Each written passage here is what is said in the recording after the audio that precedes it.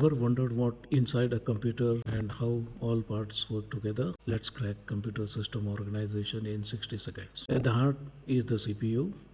It is the control unit to direct the operations, the ALU to perform calculations, and registers for super fast storage. Next is memory, primary memory, RAM, cache for the speed, and the secondary memory like hard disk, SSD for long-term storage. Then we have I/O devices like keyboard, monitor, printers connected through the controllers. The system bus like the data bus, address bus and the control bus links everything together. And finally, the operating system makes sure hardware and software talk to each other smoothly. So computer system organization is just the team of CPU, memory, I/O and the buses, the backbone of every computer you use.